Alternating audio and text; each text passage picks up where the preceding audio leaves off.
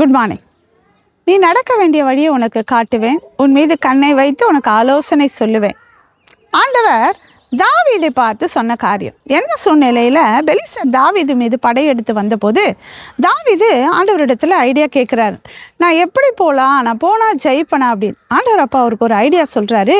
முசுக்கட்டை செடி முசுக்கட்டை செடியே இருக்கல, நீ நேராக போகாத, பின்பக்கமாக போ. அந்த முசுக்கட்டை செடிகளுக்கு எதிரே இருந்து நீ என்ன பண்ணு, நீ போ.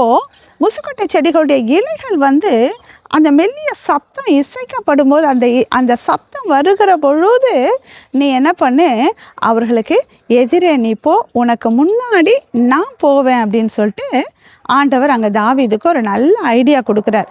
அப்படியாகவே தாவீதும் அதன்படியாகவே போகிறார், பெலிஸ்தியரை ஜெயம் எடுக்கிறார். உங்களுக்கு கூட இன்றைக்கி நீங்கள் எடுக்கிற காரியத்தில் எதிரோ குழம்பி போயிருக்கிறீங்க. எப்படி போகணும், என்ன பிளான் பண்ணணும், என்ன செய்யணும், எனக்கு ஒரு யோசனை இல்லையே, எந்த வழியாக போகணும் அப்படின்னு சொல்லிட்டு யோசிச்சுட்ருக்கிறீங்களா? ரிசல்ட்ஸ் எல்லாம் வந்துருச்சு. பிள்ளைங்கள்லாம் நான் என்ன சப்ஜெக்ட் எடுக்கணும், எந்த காலேஜ் போகணும், இல்லை என்ன காரியத்துக்கு நான் முயற்சி எடுக்கணும், எந்த வேலைக்கு போகணும் அப்படின்னு சொல்லிட்டு நீங்களும் ஒருவேளை எந்த யோசனையும் இல்லாமல் ஒருவேளை குழம்பி போய் இருக்கிறீங்களா? ஆண்டவர் இடத்துல ஆலோசனை கேளுங்க.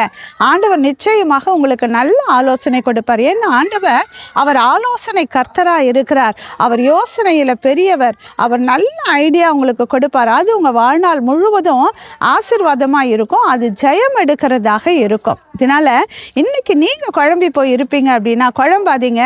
நேரம் ஆண்டவருடைய சமூகத்துக்கு போங்க. இதுக்கு நான் என்ன செய்ய வேண்டும் அப்படின்னு கேளுங்க. ஆண்டவர் உங்களுக்கு நல்ல பெஸ்ட்டான ஐடியாவை கொடுப்பாரு. அது நல்ல ஐடியா மாத்திரம் இல்லை, அது ஆசீர்வாதமாக இருக்கும். அது ஜெயம் எடுக்கிறதா இருக்கும். Have a nice day. Jesus loves you.